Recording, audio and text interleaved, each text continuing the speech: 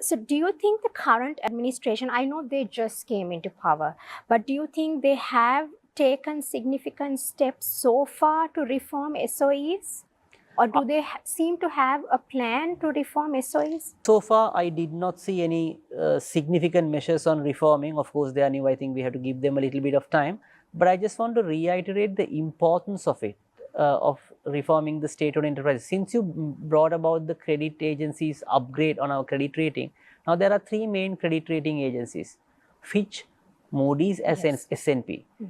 So as you have noticed, Fitch and Moody's upgraded our credit rating to out of default credit rating, CCC plus and CAA1.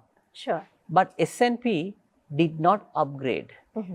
They said they are upgrading on the long-term bonds, but they did not upgrade Sri Lanka out of bankruptcy in their rating. And the reason they provided was on the debt restructuring process. There's a bond from Sri Lankan Airlines which is for about 175 million US dollars. That hasn't been restructured yet. So because of that, they haven't upgraded us from their credit rating default setting. So that indicates the importance of it.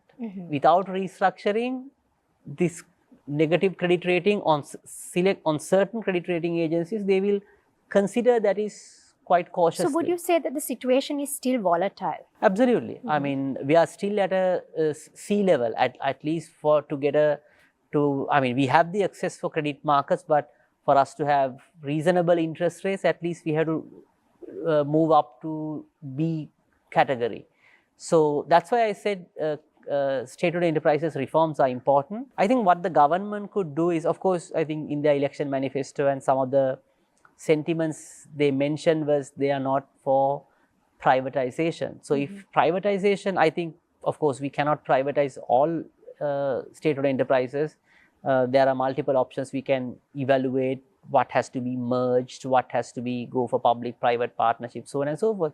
But at the initial stage, if privatization is too distant, what they could do is go with the IMF governance diagnostic report, which basically recommends to have a holding company of state-owned enterprises. Now the challenge is, Alanki, minister appoints the director board for those state-owned enterprises, which puts minister in trouble.